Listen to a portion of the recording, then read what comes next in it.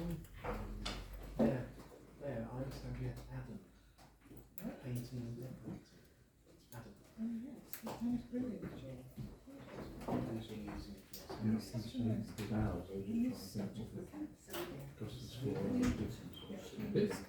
Yes.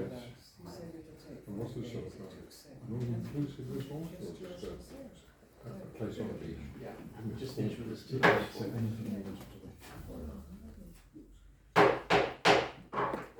Good evening, councillors and members of the public and police officers.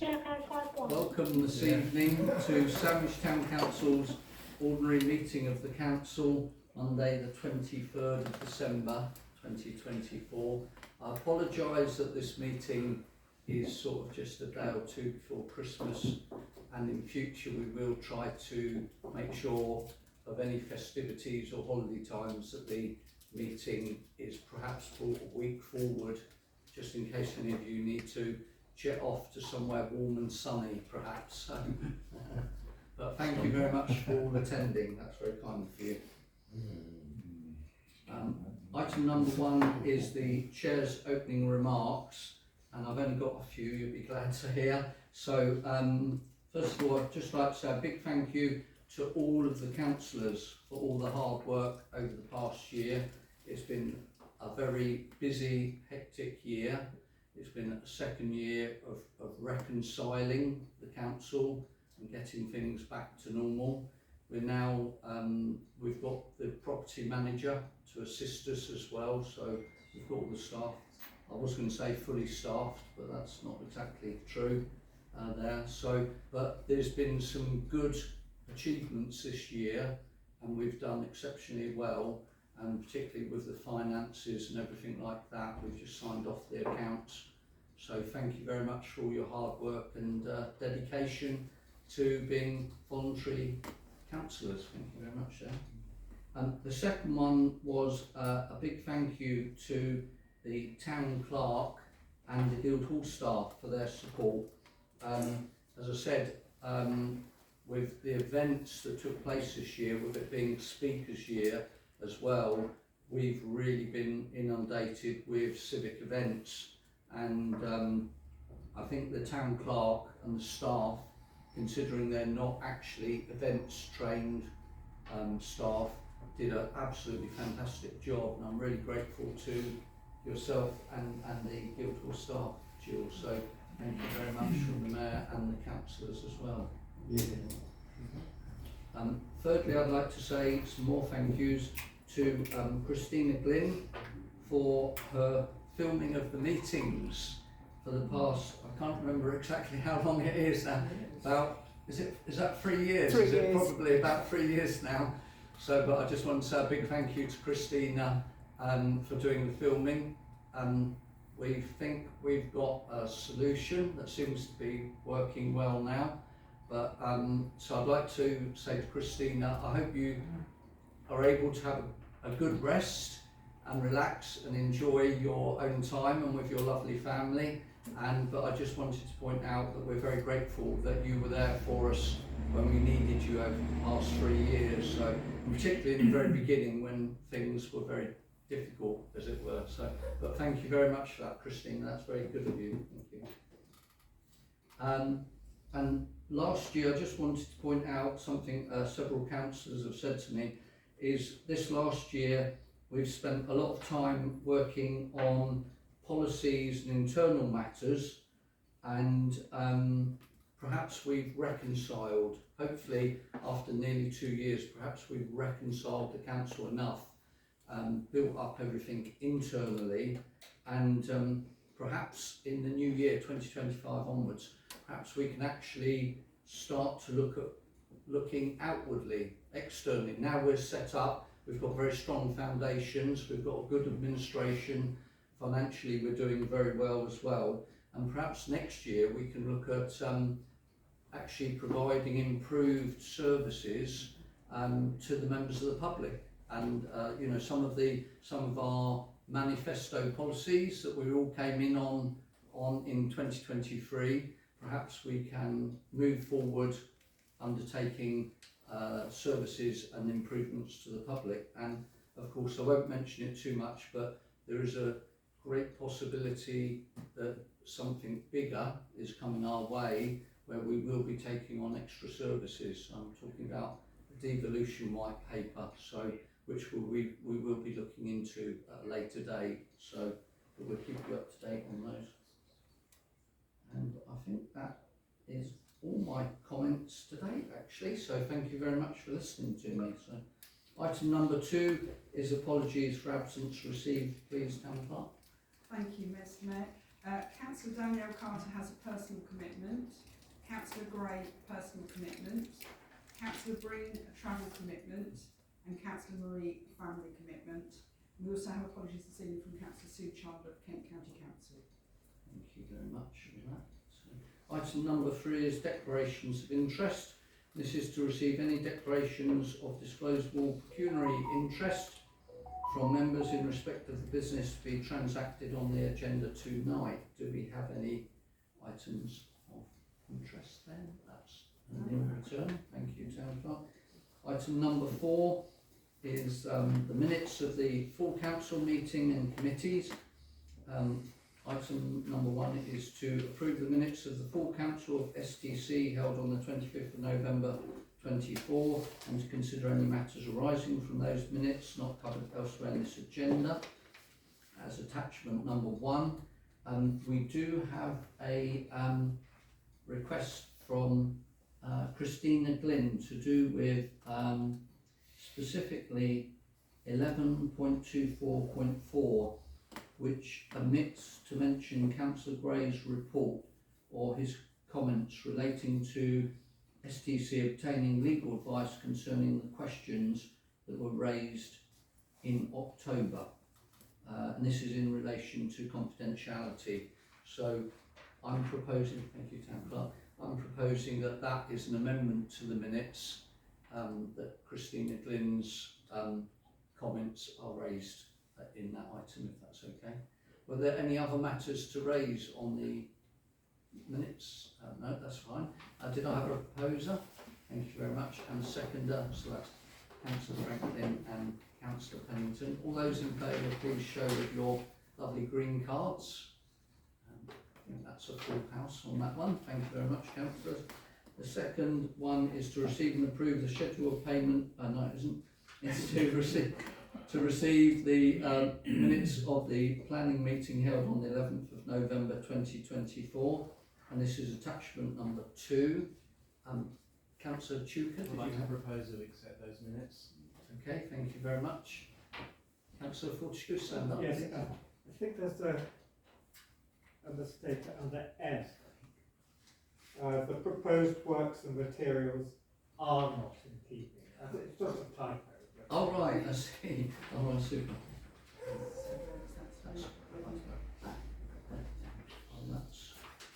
Sorry, Councillor Forsky, which item? F. Thank you.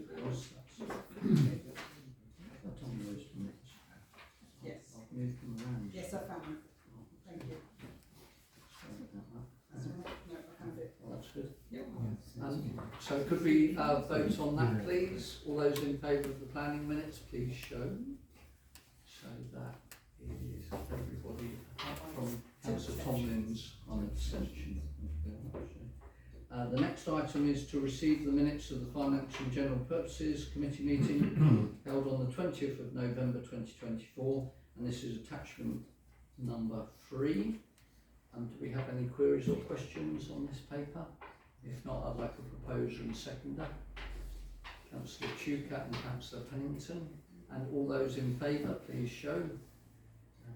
Looks like everybody there. Thank you very much, councillors. That's passed. And finally, to receive the minutes of the Monks Wall Nature Reserve Committee held on the 25th of September 2024, and this is attachment 4.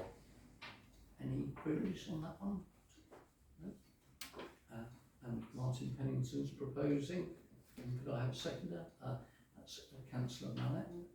And all those in favour, please show. Oh no, I wasn't here either. 1, 2, 5. No, yes, 5 abstentions. 5 abstentions. Nice. Thank you. That item is passed. Thank you very much. Item number 5 is the payment schedules, and 5A is to receive and, we'll do 5A, 5B and 5C together, unless anybody has any questions or queries on those. Councillor Ripley? If you bear with me while I scroll through to page Indeed, 25. Please, Karen. A Yeah. chance to have some. It's just a query on something. That's no problem. Items 1398, 1399 and 1426, which refer to HRGO recruitment. A net total of £600 plus. I just wondered, there's 3 entries. We've got an agency staff member at the moment to cover for somebody on long-term sick. Yeah, so they're charging what for that? Sorry? Their charges are what for that per week? So they're cleaning the toilets and doing Yeah, no, what are the charges by the recruitment agency? There's 3 separate charges. Yes, so they're paid weekly. They're paid weekly with the member of staff.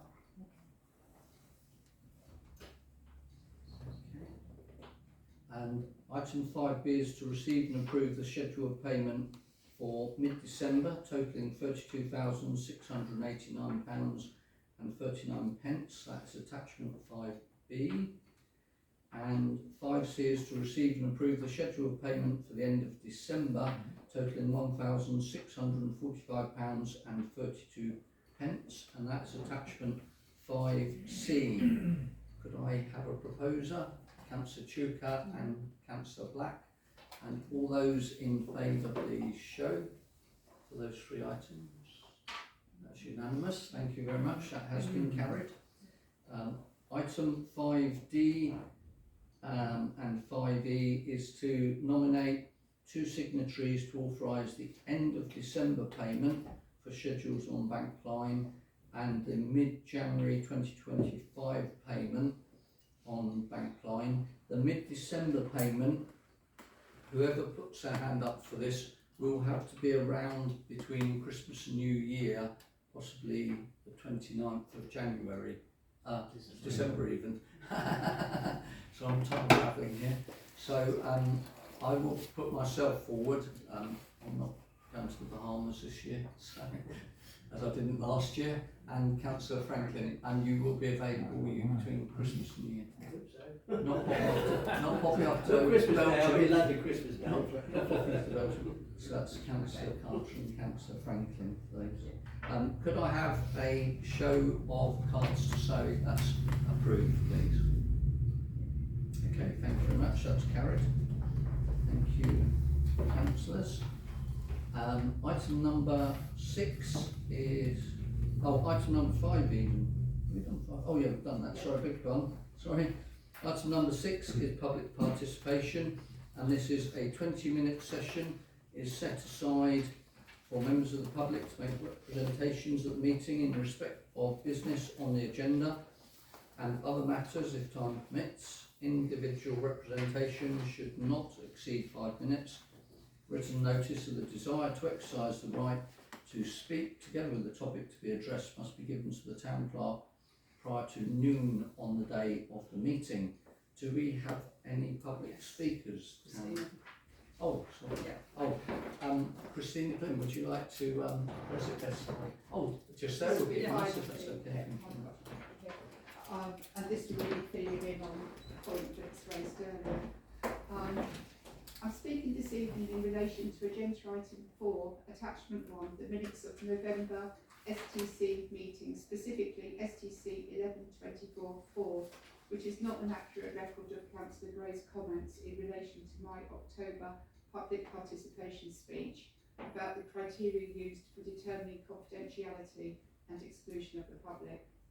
STC had resolved for Councillor Gray to look into my concerns.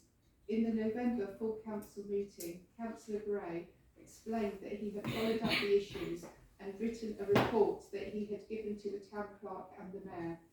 He added that the town clerk was now seeking legal advice and that it was hoped the town clerk will bring the matter back to the council meeting in December. Councillor Gray also raised a point of order referencing Standing Order 513D, which states that speaker notes are to be attached to minutes if provided, pointing out that my speaker notes had not been attached to the draft minutes despite having been given to the town clerk. It was noted that my speaker notes should be attached to the final minutes for October when published. So what's the problem in December? Well, agenda item 4, attachment 1, STC 11/24/4, the draft minutes for the November STC meeting. 1, omit to mention Councillor Gray's report on my concerns that was provided to the town clerk and the mayor. 2, they omit to mention that STC are obtaining legal advice. And 3, the point of order raised by Councillor Gray concerning speaker notes, referring specifically to my October speaker notes, has been recorded as relating to November public speakers instead. Further, the final minutes have since been published to the STC website without my speaker notes attached, and the matter has not been returned to the December meeting agenda. In fact, in terms of record keeping, it appears to have vanished altogether. I hereby request that the November minutes be corrected, and I would like to know how and when the Council plans to respond to my concerns raised in October. Further, I would like to see my speaker notes attached to the October final minutes per Standing Order 513D and not simply posted alongside the minutes as has been done with some other speaker notes. Thank you very much. Thank you very much for that. So what I can say is obviously an apology that the speaker notes were not attached, and they will be to the minutes of this meeting, so those will be attached. And also Councillor Gray's report, of course, so because that's not confidential, is it?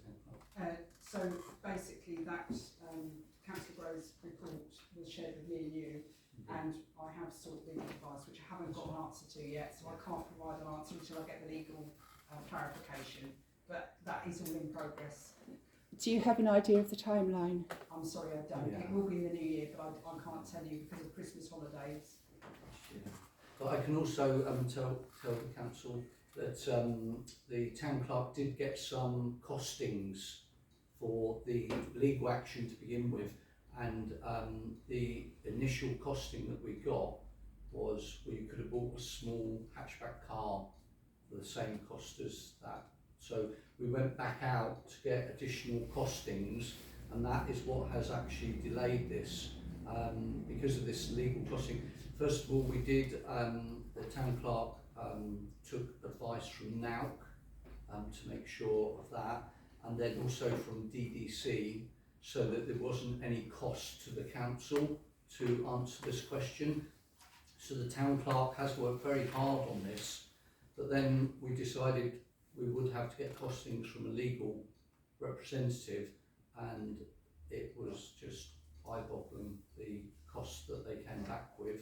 I don't know if it was a QC or somebody that had been approached, but so we went out for additional costings, and we do have now somebody who's able to do this for a, well, I say a reasonable sum. It's not reasonable to a normal working chap like myself, but and so that is in progress with that legal company, but obviously the legal company have already closed down for Christmas, and we haven't had our answer back from them, so we can't actually give an exact date. I don't know how long legal chambers closed down for. I don't know if anybody knows. Do they? Legal chambers. Has it, or to a solicitor? I think it's a solicitor. Yeah. Barrister. So if they will be open again in the new year. Oh, But super. I can't give you an exact date because obviously I don't know what they're working, you know, what their workload is at the moment. Yeah. But it is all in progress. Yeah. Thank you very much. Item number 7, we've got a verbal report from our Dover District Councillors on matters only relating to Sandwich.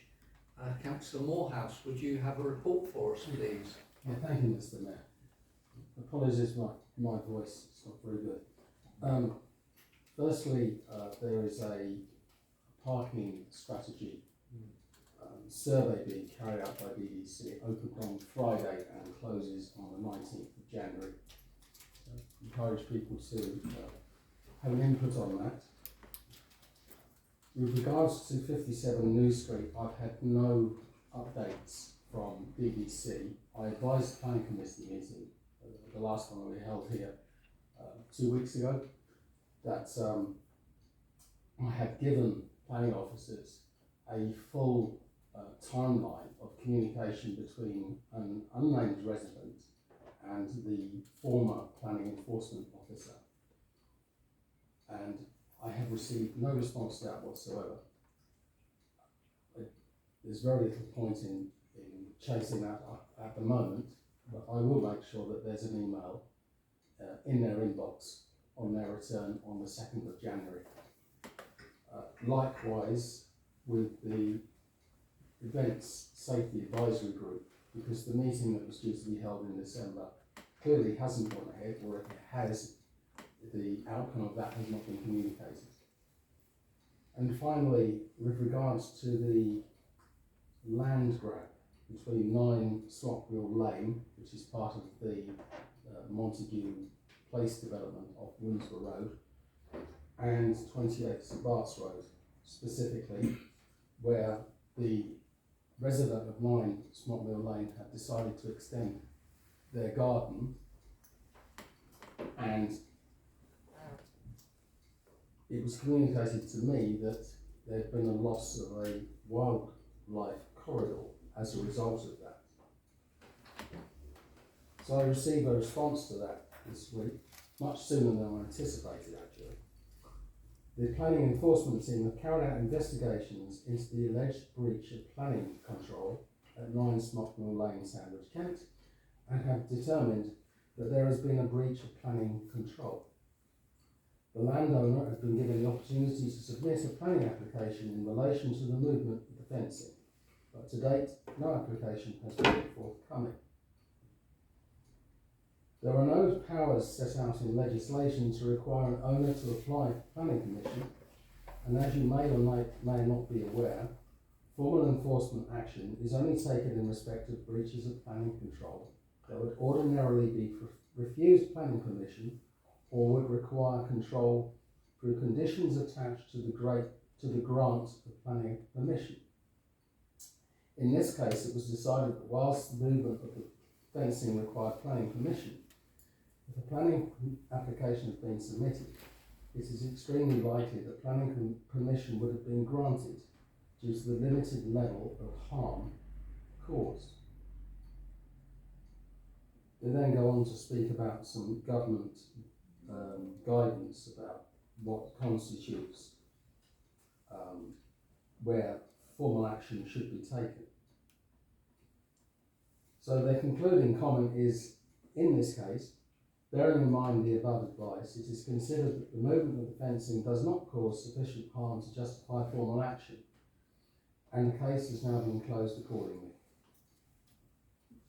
So, basically, the planning laws that exist in this country are almost meaningless because they're not being enforced. So, I will communicate this to the planning committee at DDC. I very much doubt, given government policy, they'll do anything about it because it's a free-for-all.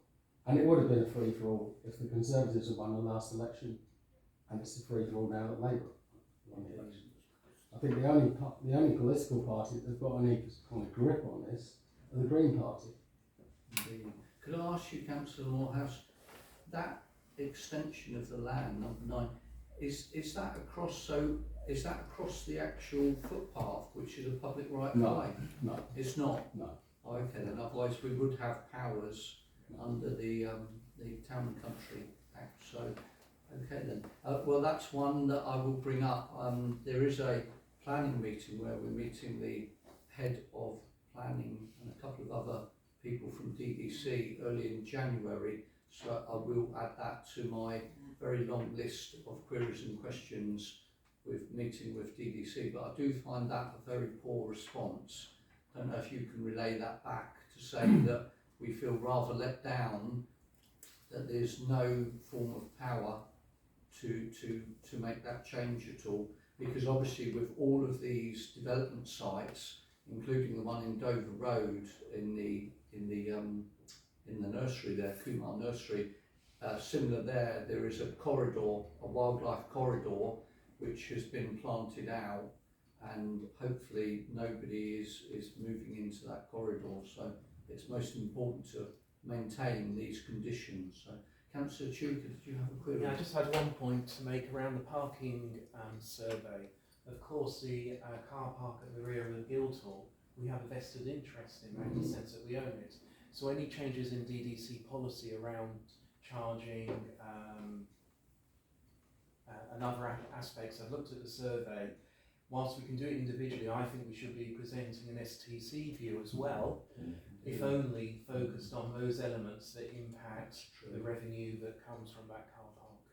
That's a very good point. Plus also it expands to things like blue badge holders, etc. So we should have a council view, because we know we've got some issues raised about that car park and blue badge holders. Yeah, So we should be feeding in a council view, not just individuals.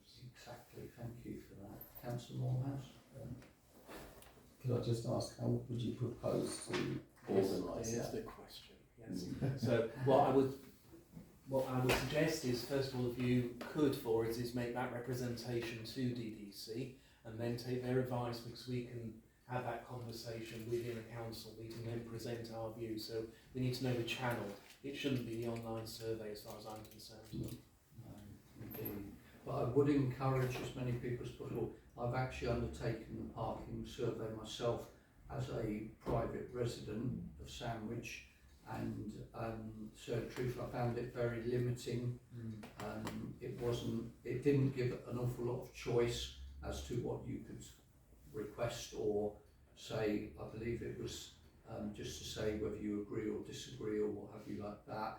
But at the very end there is a text box, and I put about half a page of A4 in it, and it didn't seem to have any limit. So I suggest, if those of you that are able to, if you could get on there and request that. And tonight was a classic example, because of course outside the council chamber tonight we had cars sounding their horns, getting frustrated because of parking on W line with single vans, which means, you know, you're not even allowed to unload or load apart from the loading bay, and people are still parking there when they shouldn't be. So, and that's not been addressed, so we need that addressed.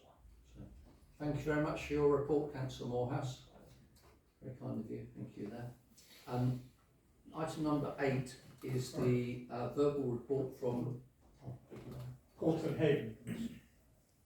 We haven't got to that. We haven't got to that yet, sorry, Councillor Fortescue. Yeah, just coming there. Thank you very much for that. Item number 8 is a verbal report from our Kent County Councillor on matters relating to Sandwich. Did Councillor Chandler leave a written report for us at all? No, so, but what she did say is she will be providing one in the new year. Okay, I'll super. Okay, thank you very much. I should have asked her at church last night. So, item number 9 is a report from the local police representative for Sandwich. This is to receive a report from the local police representative if they're available, not on shift. Could I have one or both of our police representatives to come forward? Thank you very much. Where's it best to this one? Yeah. Either corner. Okay. Oh, sure. Would you like to that's it, address the council, please? Thank you very much for coming this evening. I'm very grateful for you to both be here. So I just thought I'd give you all a bit of an update from the last time that I was here. We've got a new Chief Inspector at Dover Police Station. She has just passed her interview, so she'll be staying with us for at least 2 years, I believe, which will obviously massively assist us with the structuring within the new neighbourhood role. She has a transferee from the Metropolitan Police, and so she's new to Kent Police, but she's very welcome. And we have got almost all of our staff now, so that means that I will now be Sandwich and East Stream will be the areas that I cover for the Dover district. For this month, if I then move on to, for this month, the figures and things, so obviously this is just to today's date. Sandwich and the Woodnesborough district have received 83 calls in total, and 23 of those were immediate calls. And as I say, that's just for this first 3 weeks of the month. Just to talk through a couple of those calls, one was for a peaceful protest, which I'm sure a few of you are aware that at the Discovery site there's been a few protests there over the last year or so, and there was a peaceful protest at the beginning of the month. We have set up a tasking so that officers will be patrolling the Dover Discovery area frequently every single day. So you may see there is a more of a police presence sort of in the Sandwich district, Sandwich area, and that is because there is going to be TAC ops etc. Not just myself that will be patrolling that area for high visibility all through the hours of the day and night. And just on that, there has been a report of a potential vehicle need that happened at the service station. Officers did deploy to that, but vehicles weren't there. I did re-attend at a later date and obtain registrations of those vehicles just so that we've got those as part of intel gathering.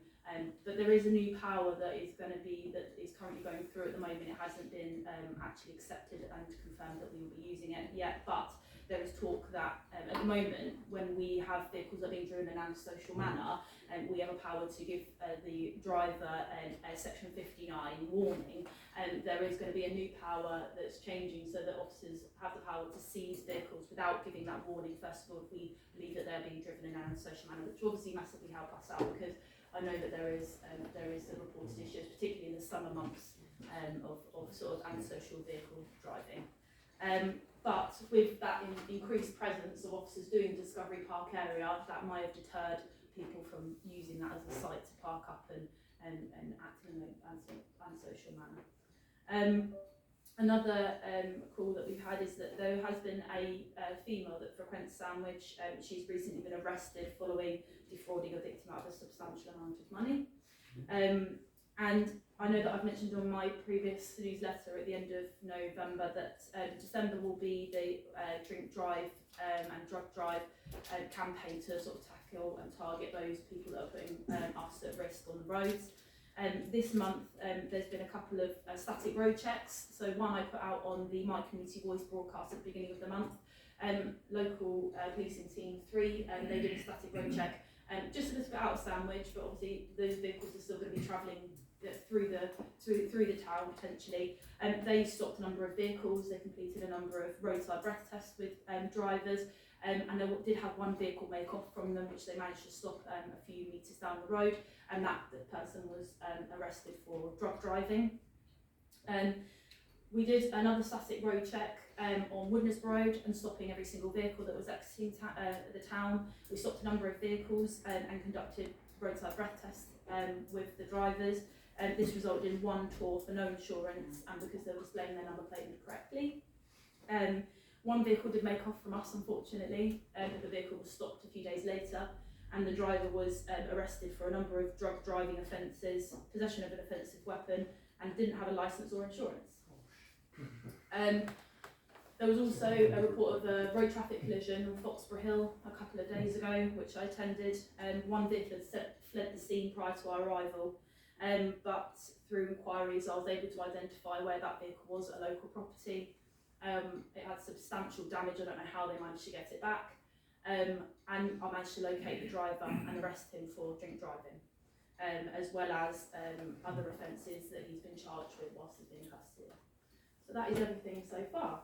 There is also, there may be an increase in officers just attending Sandwich anyway.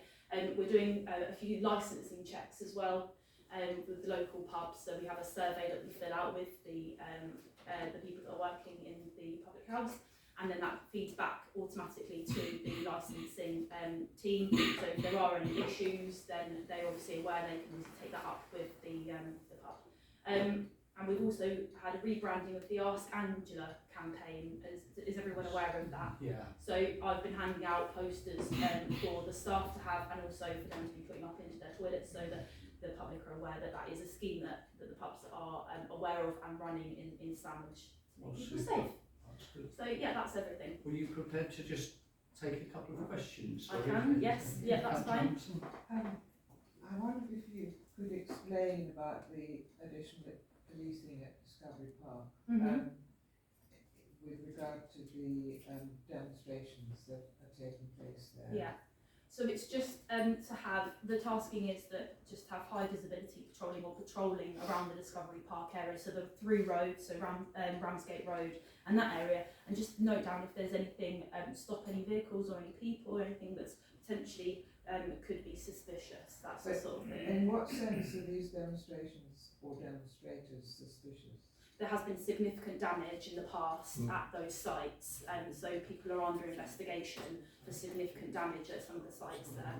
But So it that's is- why, I mean, it is their right to demonstrate. of course it is, but not to cause significant damage. So that's No. why we have to make sure that we're just in the area, intel gathering, and just making people that work at those sites feel safe. Yes, but it's also important that demonstrators are able to express Absolutely. their views. Absolutely, and they are allowed to, but when it goes beyond that, we have to step in and intervene. Yes. So But when I wouldn't like the position to be that demonstrators are prevented from demonstrating. no, that's not the case. That's not what I said. So when there was a peaceful protest that happened at the beginning of the month, like I said, officers just go out, they engage with them, ask them questions, and if there's nothing, if they're not committing any offences, then we leave them to it. Yes. But it's just to make sure that we're in the area and we're aware of what's going on. Thank you for that. The only one I had was the Chinese takeaway at the end of the chain, what's called the chain, Yeah. Gallagher Street. Yeah. They have said they're getting teenagers in there, Okay. probably because of the weather. They're coming in, they're not buying any food, but they're just sort of lingering around and larking around in there. Yeah. And it's just the owner just said he did feel a bit intimidated, so I just wondered if you could just show your faces there occasionally. Yeah. It's probably because it's cold and they've got a nice warm seating area in there, but if you could just show your faces just so that in case they need any support. Is that of an evening time? Yeah, of an evening, yeah. I believe it was yesterday evening was a Oh right, problem. okay. So not like after school time or anything like that? No, it's just no, in it the seems to evenings? be, Okay. yeah, early evenings or what have you, but they just mentioned that they're having teenagers coming in, not purchasing anything, but larking around and just causing a nuisance, so that'd be good if you could just stick your head in the door, that'd be lovely, thank you. Perfect, no Are problem. there any other questions? Or let the, no, that's, Yeah, there is a question. oh, Councillor Pennington, sorry. Yeah, sorry, this isn't a question, it's more a question for the town clerk. I tried to find Lauren's number on the council website and I wasn't able to. I don't know whether it's because I was stupid or has it not been put there? So we don't share your actual mobile number. Your email, no, but we can't share I see. Mr. Dolan's phone number. Okay, I do have that obviously, but no, we don't share that with the public. Yeah. That's correct, yes. okay. Thank you very much, Thank you. Councillor Pennington. Thank you very much for all your hard work and efforts throughout the year, and I wish you and your colleague a peaceful and quiet Christmas. That was the key word. It jinx us. Thank you very much. Thank you. That's Thank very you. kind Merry of Christmas, you. everybody. And if you don't mind, I'm going to... Oh no, That's yeah, all you right. push Thank off, you. yeah, the rest of us be Thank you. Cheerio now. Bye-bye. And item number 10, updates from councillors. This is to receive and note verbal updates from councillors on meetings that they have attended as nominated representatives of the council. And I believe Councillor Fortescue is first. Surely not. Please stand and address the chamber. Right, well, I attended the last Bolton Haven Commission meeting on the 5th of December 2024. The first item, major item we discussed were reeds downriver from the toll bridge, which apparently are the responsibility of the owner to keep in check. But there's some uncertainty as to who actually owns the riverbank, whether it's the developer of Riverbank, I think they're called River, or a company called Ramac. There's a new port marine safety code, which really is really addresses large harbours like Dover, for instance, but aspects of that port marine safety code will have to be taken on board by the Port Haven Commission.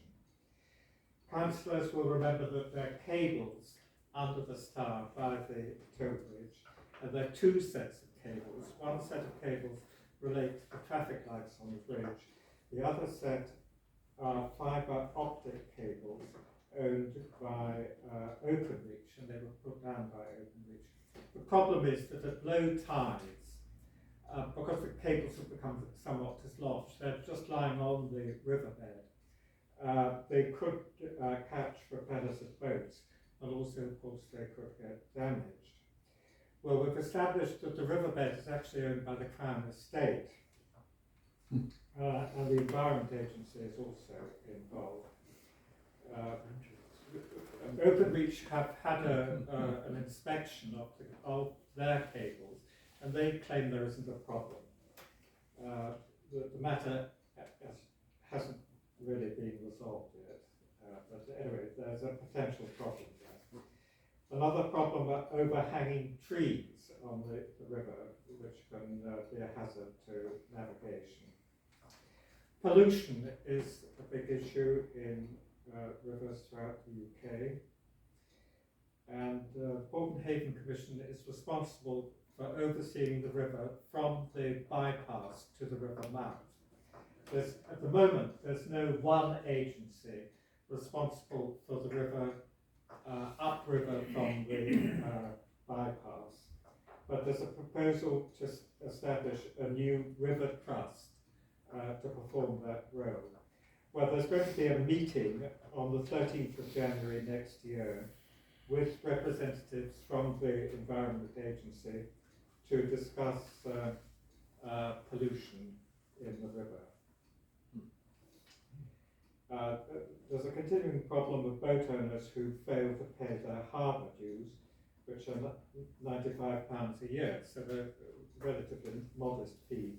But a number of boat owners at the last meeting anyway were still had their fee outstanding. They're going to be threatened with legal action if they don't pay up. There's a proposal for a new road near Sandwich, but it's just an idea at the moment. But I thought councillors might like to be informed of this potential project. If you go out of Sandwich from the toll bridge, as you know, you come to a small roundabout with a road to the right to Willowbank, and then if you proceed along Ramsgate Road, you come to a bigger roundabout with a road to the left to the dual carriageway. Well, the proposal is at that roundabout to have, if you're coming out of Sandwich, a road to the right, which would skirt the Stoner Lake, and then cross the river by a new bridge and proceed to the lodge at Prince's Golf Course. And the objective is to provide vehicular access to Prince's Golf Course and Royal St George's Golf Course without going through Sandwich. Obviously, the Bolton Haven Commission is just concerned about a bridge because there might be problems about boats using the river if a new bridge is constructed. Finally, the Bolton Haven Commission would like to have a slot at the next public meeting arranged by Sandwich Town Council, just so that we can communicate our exciting activities to... Did you have a name of the speaker that may be addressing the council? Yourself? No, I think it'd probably be James. Oh, okay then. That's it for the next next meeting. They want to book up public slot. That's okay. Thank you very much for that, Councillor Fortescue.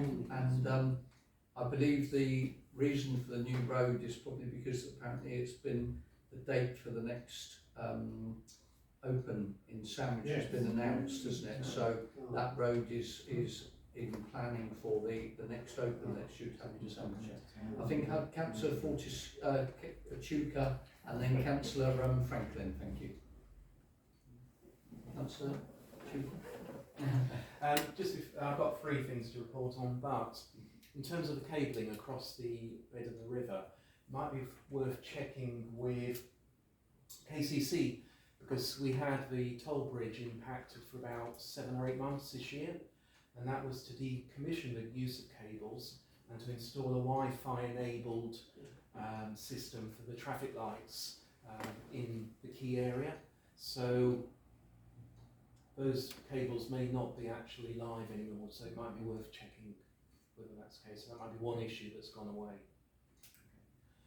Just three things that I've been involved in the last month. So I attended the DDC Town and Parish Council's annual meeting with the Mayor, which provided us the opportunity to hear from DDC officers on matters that impact town councils and parish councils. Such exciting subjects as planning, waste and street cleansing, and an overview of the DDC budget. I also substituted for the Mayor at the Life Skills Manor for Autism School's end-of-year talent show, and I've been invited back in the new year to discuss how the school might join up with the Town Council on voluntary activities. So that's something that might reap some rewards, certainly for the students, in terms of engaging with Sandwich and its community. And then finally, I joined DDC officers along with Councillor Tomlins last Friday, I believe, wasn't it, to evaluate bids and proposals received for the refurbishing of the Bulwarks play area. We now have a preferred supplier that came out of that review, and the final design will be published in January, and the works themselves remain on target to start in March next year. Very much for that, Councillor.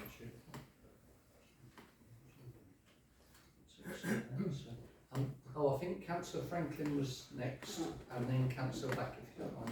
I heard through the grapevine, next open 2028 will be at St George's, and it's 13.3, but the Princes want it, but because of the road access, they'll only get it if we get this new road through. That's correct. Because they don't knock it all the way down through the bay. That's correct. No, that's correct. Yeah, that's right. And also, I have heard, I won't say who the source was, that they're hoping to introduce 100% electronic tickets, which will be on smart telephones, smart mobile phones, and so there is quite a strong possibility that there will be an ability for people to actually get a pass out, in other words, come out of the golf courses into the town in future, because of this ability to have a smartphone QR code or whatever it is that they're proposing. So I am going to propose, in all due course or whenever, that we write to the Royal and Ancient and ask them if that could be put in place for the next open, so that we do have the ability for visitors to come into our town during the daytime when the golf's on. So that'd be very useful there. I think Councillor Black's next. So. Thank you. Had another meeting of the Community Rail Partnership beginning of this month. The key highlights are that they're developing some new ticket machines which will be allegedly a bit more user friendly at all the stations, and there'll be a plan to roll that out. I think that's something that some disabled people have found very difficult to use. The other things are that next year it's Railway 200, which is the 200th anniversary of the Stockton to Darlington Railway. There is going to be an exhibition train, not hauled by locomotion, number one, and I don't think we'll be doing an awful lot of stopping because we haven't got a siding or anything to put it in, but there is an exhibition train going round. I haven't got any details on that yet. They made some changes to Network Rail. I did ask them about the level crossings meeting. They say, well, they're waiting for the town council. Chloe tells me that she's waiting for them, so it's somewhere in between that. But I have been pushing both her and Network Rail to say, come on, let's get this moving. But I think we may also need to get the police involved, because they report incidents to the police control room, and they were the ones that didn't necessarily communicate much further than that. So Chloe is working on it, but I don't know yet how she's managed to do it. Does Sandwich want to adopt a station? A lot of stations in South Eastern have been adopted by local communities. I'm not quite sure what it entails, but it could be something that we may want to do. and allows more volunteer work there and things like gardens and so on. And the final thing is that someone seems to be offering to get some more planters for us. So I know you were involved in getting some southeastern funding Indeed. for that. But I'll try and pursue that and see if Sandwich and Bloom could welcome some more planters. I think there's a voluntary group equivalent of a sort of a community shed that's been building and putting them in at other stations. That's great. Thank you very much for that, Councillor Black. And yes, I can update you on that. I believe the ones in Deal, the planters in Deal Station, when I entered Sandwich for Sandwich in Southeastern, which was their equivalent of Sandwich in Bloom, Deal, I think it was Deal Rotary Club, built some planters and put them there, and I think they said that they would do those from other stations. So another little bit of news I have was based on what you've just recited, is that I met what I thought was the area manager who covers Sandwich as well as Ramsgate, Broadstairs and Margate, and amazingly I met him at a St Paul's concert down in New Romney, and when I met him down there, his father is a councillor down there, but he said that he had been taken off of being area manager for Sandwich, and now Sandwich actually comes under the area manager for Dover, a chap called Josh Rowe, and so I immediately got in touch with the new manager for Sandwich, who operates the opposite way. So he operates Dover, Warmous, Martin Mill and Sandwich, and he is very, very eager to work with myself and councillors to try and improve and upkeep Sandwich Station, and he said that he would be trying to get funding so that we can put in a number of measures in the station as improvements for the station there, including improved maintenance and painting and what have you there, so which is quite good. And then if I may continue, if nobody else is speaking, I also went to a couple of events.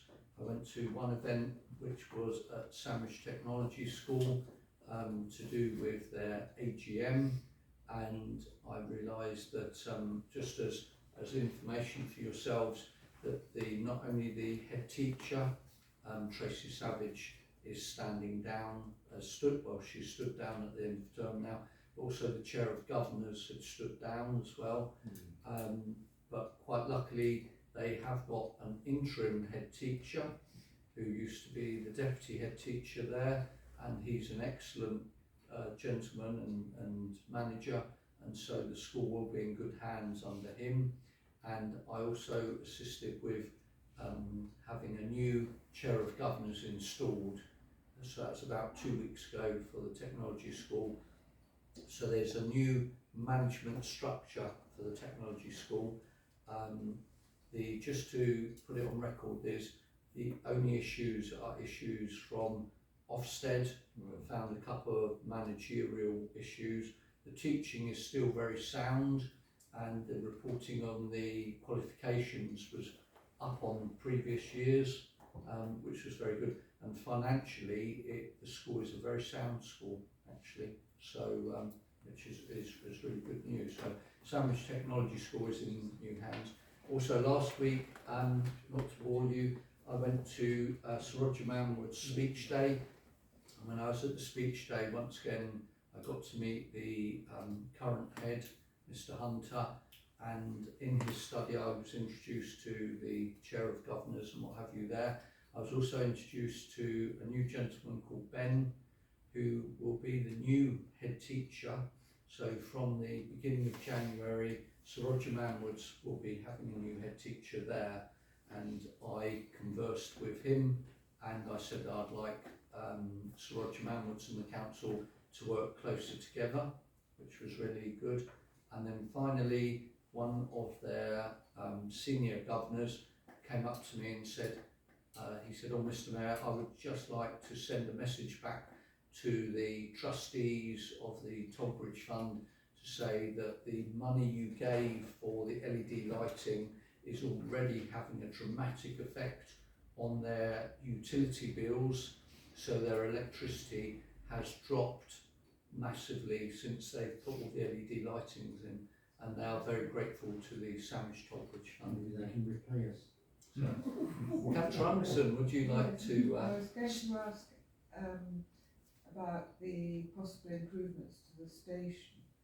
Would that include, for example, a proper map and perhaps directory of Sandwich? Because at the moment, when you arrive at the station, if you don't know Sandwich, you don't have the faintest idea where to go, which direction to move in, that you can actually walk through that little passageway onto the town wall and so on. So I'll let Councillor Black answer this. There is a fairly new map. Is there? There's 3 maps. Yes, there's a fairly new map that I'm not sure. There are 3 of them. There's 3 maps of the station of Sandwich. Yeah, and quite they're about that big. By that They're big, very yeah. large. Oh, they are pretty detailed maps, and they're only about a few months old Indeed, Where are yeah. they? in colour. At the exits. At the exit, yeah. Yes. Oh, okay. Yeah. And just as you come out of the exit, just about 5 or 6 feet, there's that's where the new one is, the big new one. So, but also there's one as you go into the ticket office. There's also one on the wall there as well. But there's actually 3 maps. There's actually 3 maps. Okay, super. That's good. Thank you very much. But if you do have any suggestions for the station, Councillor Black or myself are quite happy to take those forward. Thank you very much for all your updates, councillors. That's very good of you. Item number 11 is financial information, budget comparison, financial statement, cash book, bank reconciliations and forecast reports. Item A is to receive and note the Sandwich Town Council bank reconciliation as of 30th of November 2024. Item B is to receive and note the Sandwich Town Council financial budget comparison report of 30th of November 2024. Item C is to receive and note the financial statement cash book as of 30th of November 2024. And item D is the budget fireman report. These are attachments 6A, 6B, 6C and 6D. I propose taking these on block unless anybody has any particular queries on any of these items. So do I have a proposer for those items? Councillor Franklin, thank you. And Councillor Wiles is seconding. All those in favour of these items, please show. That's everybody. Thank you very much, councillors. That has been passed. And item number 12 is Georgina Maddox Charitable Trust update. Members to receive a report from the Town Clerk that details the GMCT draft governing document for the CIO with a view to adopting a final version of the document to support the registration of the CIO for the trust. And this is attachment 7A, and a decision is required on this. I don't know if you've all got item 7A. There's a number of highlighted items the Town Clerk has put in there. I won't go through them because there's actually quite a large number of them. But does anybody have any queries or questions before I go to the recommendations for this item? No, it's fine. Oh, Councillor Anderson, please stand. Yes, I'm just trying to find the one that.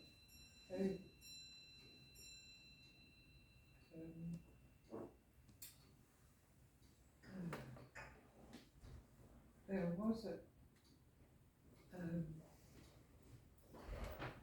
was a comment about, and I'm trying to find it, about whether the trustee should entirely consist. That's right. Under bullet point 2, decisions. The paragraph starts, decisions must be made in accordance with the Constitution and for the benefit of the CIO. Their role as a councillor must be set aside. The Charity Commission will expect the councillors to act entirely separately from their role as councillors.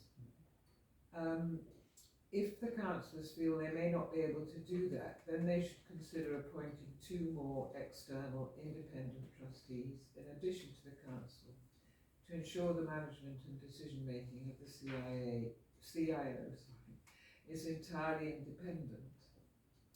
The decision making process and rationale of the council cannot be superimposed onto the charity, and I have to say that I have enormous sympathy, if not total agreement, with that comment.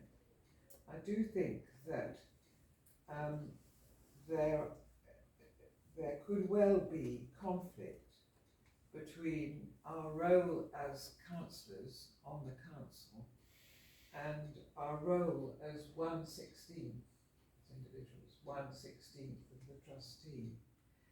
And I think the Tollbridge Fund and the problems with the Tollbridge Fund actually demonstrates some of that problem, that this council has far too easily, I think, to my mind, and I suspect there is a consensus about this, used the Tollbridge Fund in order to support council activities. The other problem that I think has arisen about the Tollbridge Fund is, in the past anyway, as an observer, not as a councillor, but as somebody who used to come to council meetings, just as an observer, I observed the Tollbridge Fund being used in what seemed to me to be a completely politicised way.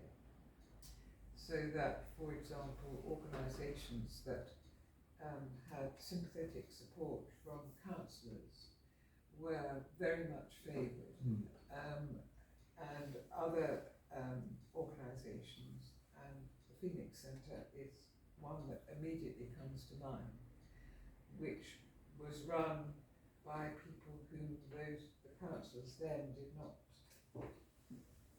not consider to be part of their network, suffered as a consequence. So I think, I have always thought that the Tollbridge Fund should have independent members, but I realise that that might be problematic. We do now have an opportunity with the Maddox Trust to embrace a rather more, what I consider to be, democratic and sound way of acting and allocating the considerable funds which the Maddox Trust will have available to it to spend on sandwich organisations. And so I would be very, very pleased if this council would consider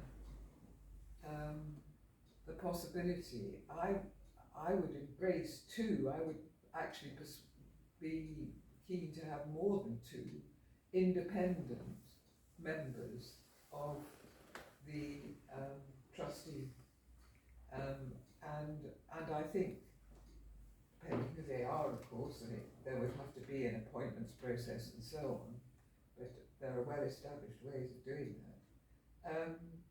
I think that the independent expertise would be extremely useful.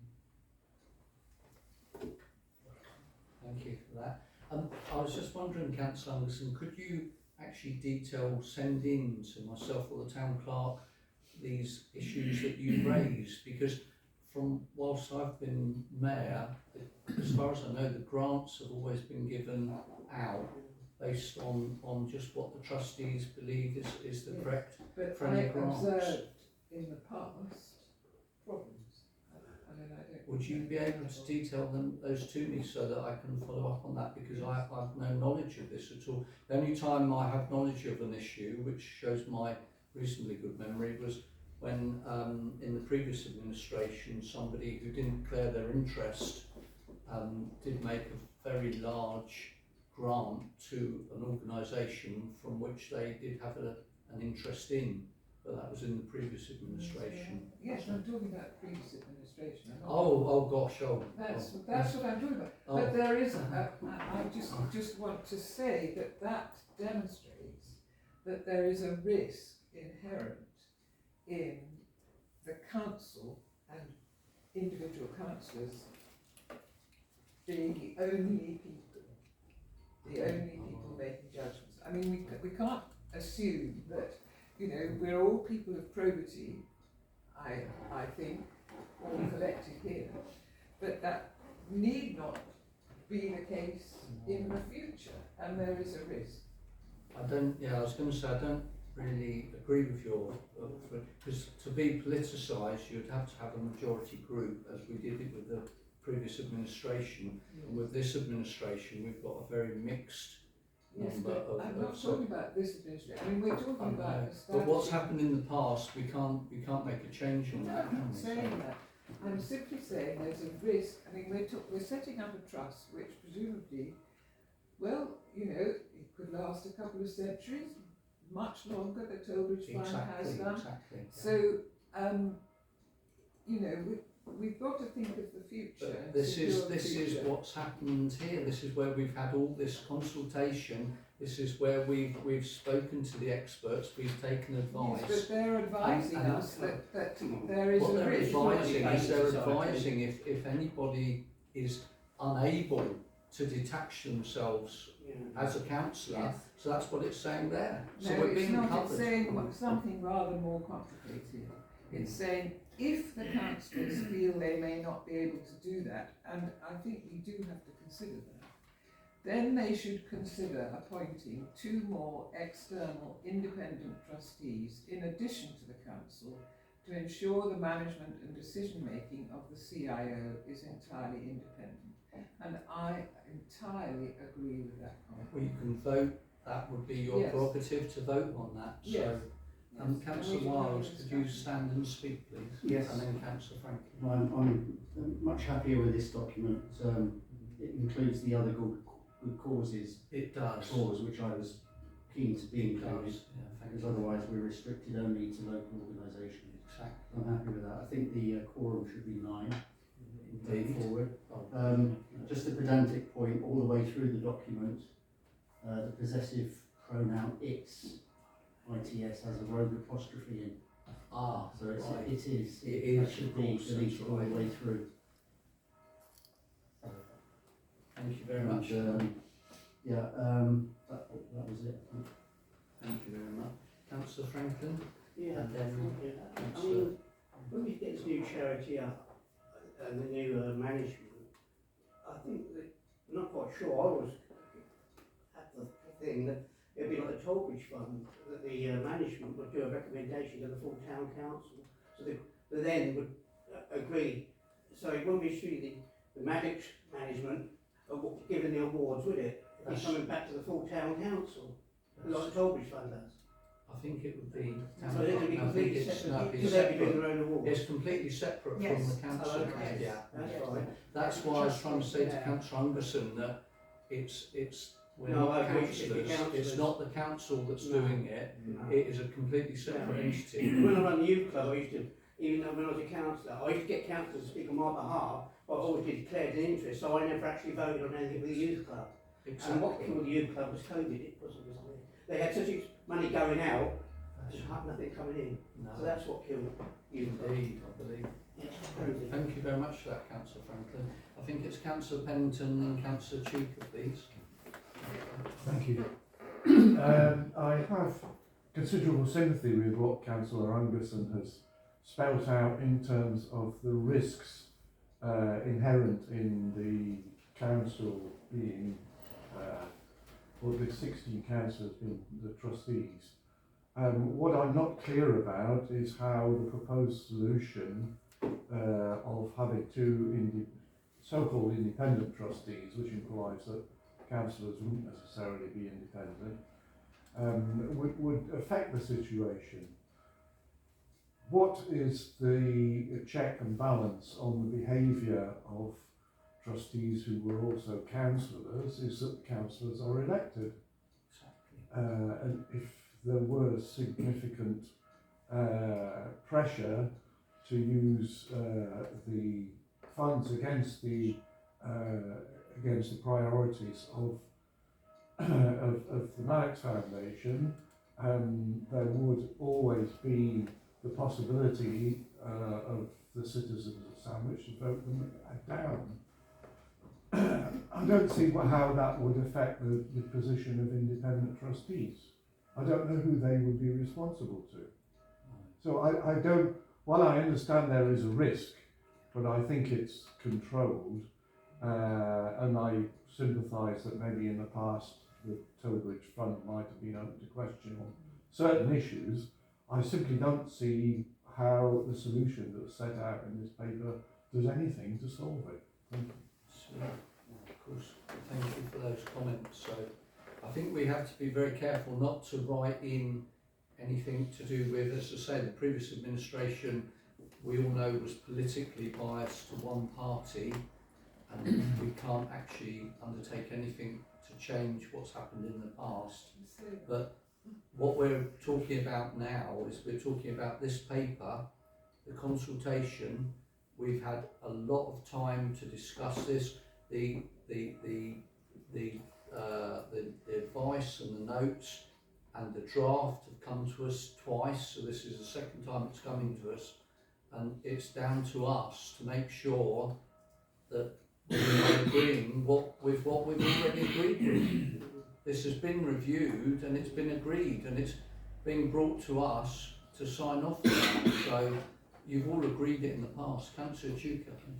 So I think the point that Councillor Anderson makes is a very valid one, but I don't think we can decide off the cuff in this meeting. I think this document has been around, as you say, around for review, and this is the third time we're looking at it. I think we need to get this agreed so it can actually be established. But because the whole thing about independence is, I have a question about where the independence might come from. People appointed within the town may not be independent, so there's a whole process of discussion. So I'm going to suggest we defer it to the committee that will manage the next stage of activity to look at this issue and maybe look at whether it's a recommendation that should be brought back. But in terms of, I'm very much in line with Councillor Wiles in terms of, I think the document is as good as we need it to be today. Exactly. The core should be 9, I think, in terms of being very clear on the numbers, and then we can then take it to the management committee that we've agreed that will manage the next phase of this activity. Thank you. Yeah. Obviously there is a need to get this document signed off. Sorry, I didn't mean this document, I mean move on to the next stage of the activity, which is the management committee will be taking us through the governance process and how we actually constitute a working charity.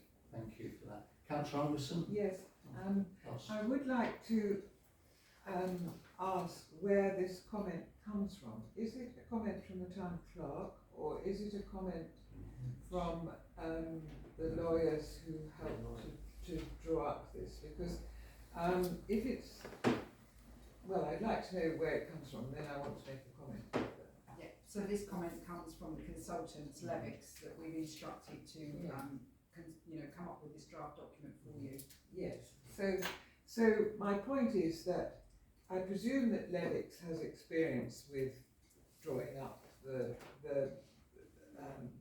documents and regulations that apply to charities and trusts and so on. And I do feel that they are making a point which I have felt strongly myself in the past, which I do think that we ought to take very seriously and not just say we looked at this document 3 times and let's get on with it, because I think this is a serious point and Levix have taken the trouble to actually spell it out for us, and I think we do have to consider it. Councillor Wiles, finally. So if I meant to say this previously, I think there is a very healthy emphasis within these papers about this charity being separate from the council. Indeed, it is. Which I think the Tilbridge Fund has not been in the past. Exactly. So I think that has to be the case going forward. Exactly. I couldn't find anything in the papers about who will actually administer the charity. I mean, physically, that's because the Tilbridge Fund is administered by council staff. That's But theoretically, both the Tilbridge Fund and this charity could be, the trustee could choose to bring in someone else to administer something. Indeed, And so I think that needs to be clear that's going right. forward. And I think so. I think really what we've got here is what Councillor Anderson's saying, and what Councillor Wiles is saying. These items, which are you call them fine tuning, really, items, because this, as we said, this document we've been through it 3 times. We've had a specific consultant who has drawn up these papers. I can't remember when the lady came here. She said, "Oh, I've been doing this for like 35 years." Yes, and she's making this point. And she's making this point. So these items, the fine tuning would need to be done by the management committee. So thank you for raising these points, and I think they're true. But say for instance with Councillor Wiles's point, should we enter into a discussion tonight at this council meeting as to how many people and who they would be and what hours they would work? Should we be discussing how we would employ independent individual No, they people? would be employed, they would be volunteers, just as we are volunteers. So what I'm saying is tonight, we have on the table, we have this document and 2 recommendations, and I think we should keep to those documents. This is what I was saying in my initial address when I came in this evening, is we need to make sure that we're actually doing what we're saying we're going to do as councillors to those residents out there. And all I hear from the residents out there is how much longer are we going to have to wait for this Maddox Fund to be set up. Now, you're all individuals, so it's up to you, but I'm going to read out the recommendations now. To seek views from members on further revisions to the draft of the CIO governing document for the Georgina Maddox Trust, which we've undertaken this evening, with a view to adopting a final version of the document to support the registration of the CIO for the Trust. Item 1, consider the latest draft CIO governing document, which we've done, and to adopting this final version. And item 2 is to request that the Town Clerk instructs Levics to undertake the registration of the CIO on behalf of the Sandwich Town Council, and a decision is required. And I would like to recommend, my proposal is that we go ahead with both of those recommendations.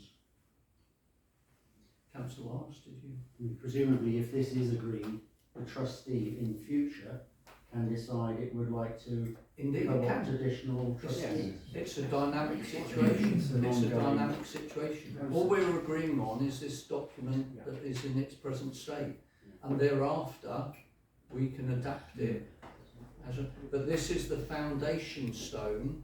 This is the foundation stone to the CIO being set up.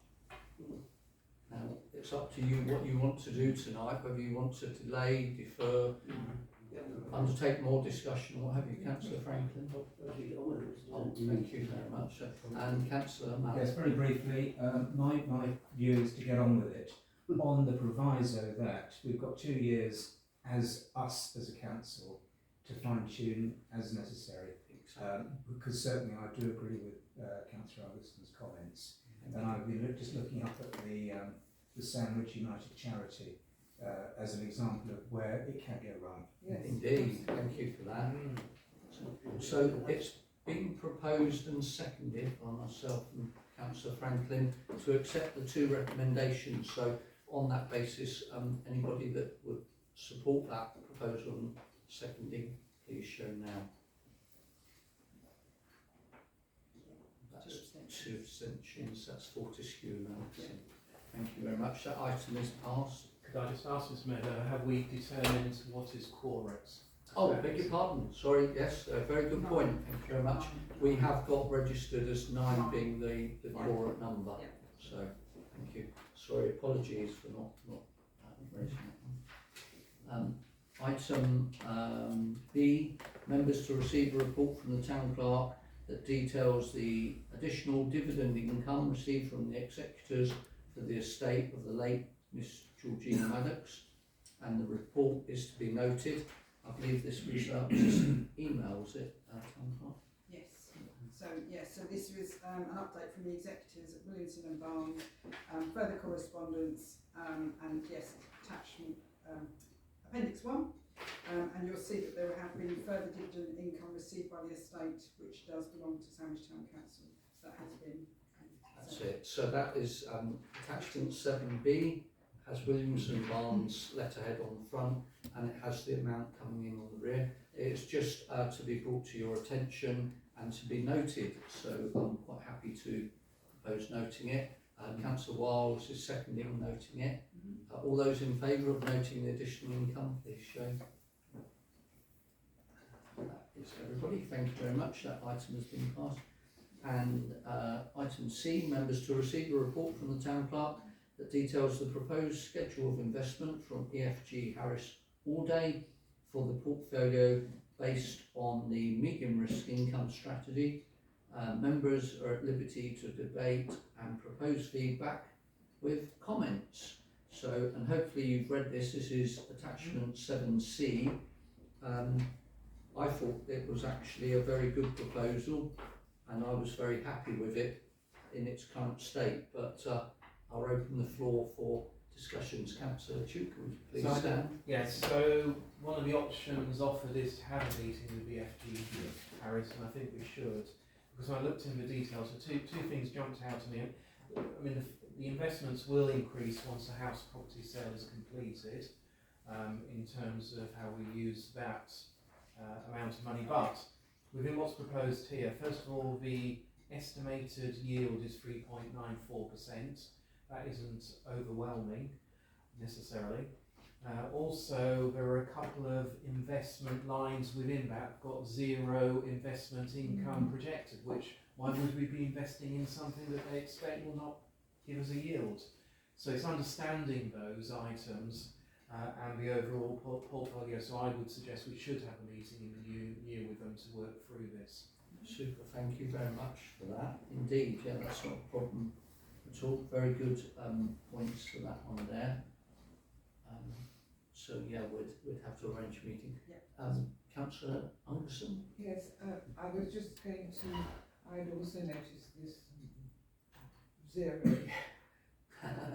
income, which seemed a bit strange. 2 points really. One is that obviously once the sale of the property goes through, there'll be a considerable addition. Yes. And do we think it's appropriate? I mean, I have not the faintest idea whether this is the appropriate breakdown between non-equity and equity. Sort of mainly government bonds on one hand, shares on the other. But would the same proportion division be made for this additional that's rather large sum which will be added on? We could ask. And the other particular issue which I'm concerned about and would be in accordance with the Town Council's policy on the climate emergency is to ensure that the shares, particularly that this portfolio runs, are in accordance with that policy.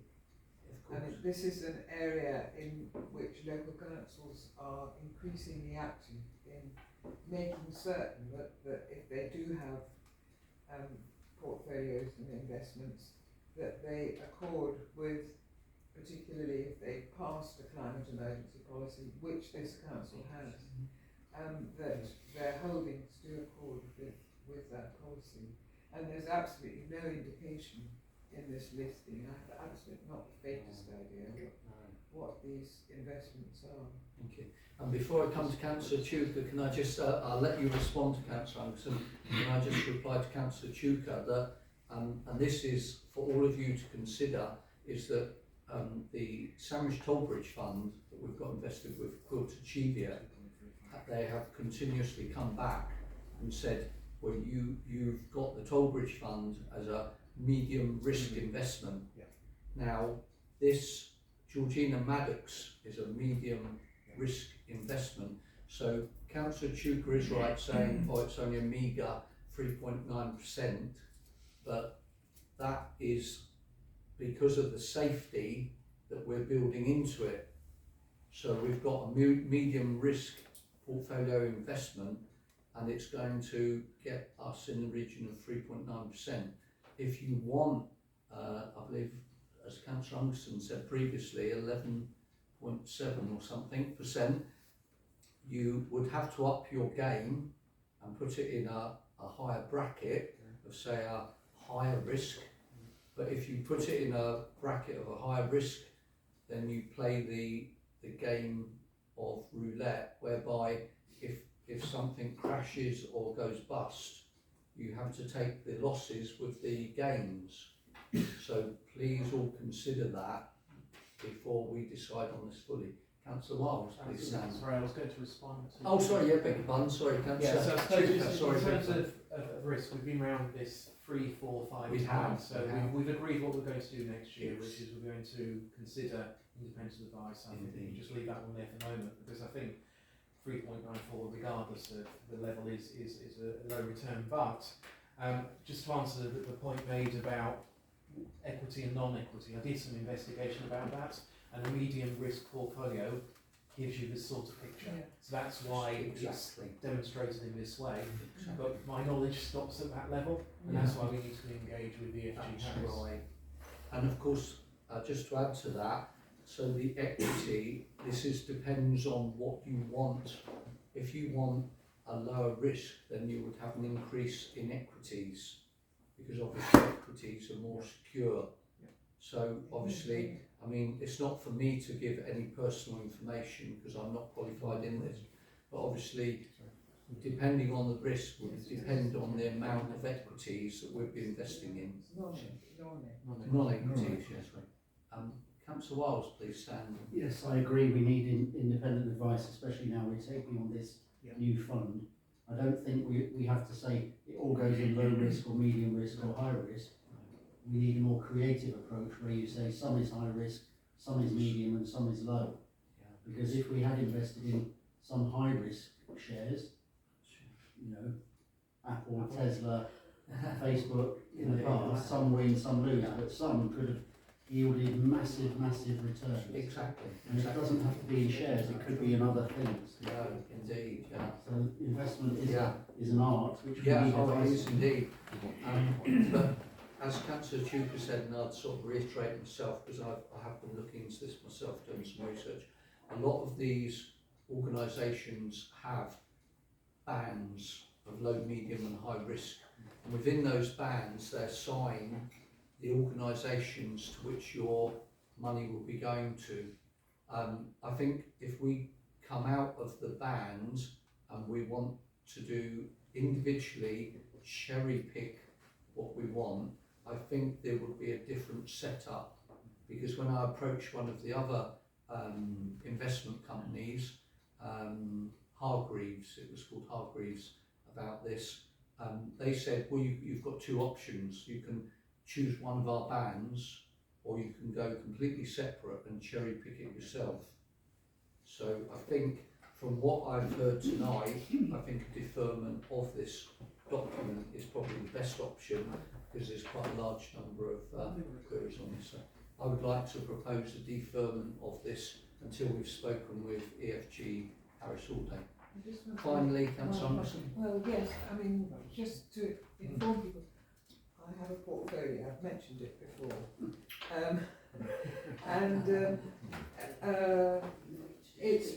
It is a mixture. I've got some very high risk things in it. Very high risk, because I'm constantly told they do extremely well. And they are all ethical. I've cleared out all my mother's unethical things. They're all ethical investments, but very high risk.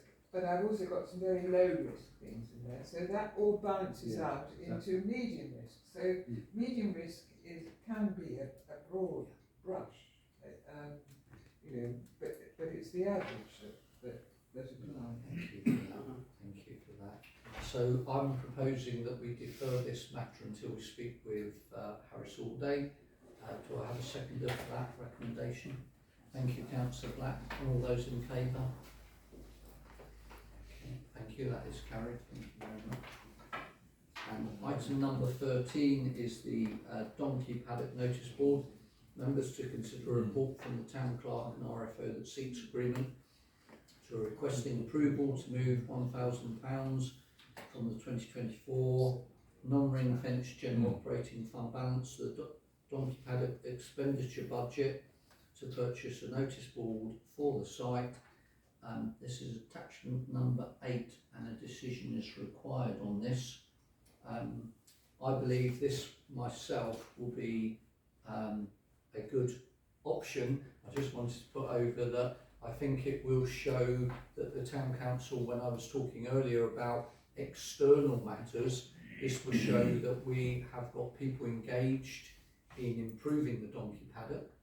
This will show what is happening in future with the donkey paddock, and it will show that Sandwich Town Council is managing its assets very carefully. So I think this is an outward, external example of what the council should be doing, and I'd be quite happy for it to go ahead. Councillor Tudor, please, and So, then Councillor. First one, a practical question, because it quotes a figure excluding VAT. As a council, will we only pay that figure in the end, or do we have to pay the VAT? We can reclaim the VAT. So that's one thing to know. So it's £800 as opposed to 1,000. That's it. The project started in 2022. There's still a lot more to do, but a notice board is a very outward way of communicating with the community what it's about. So I think that's really important.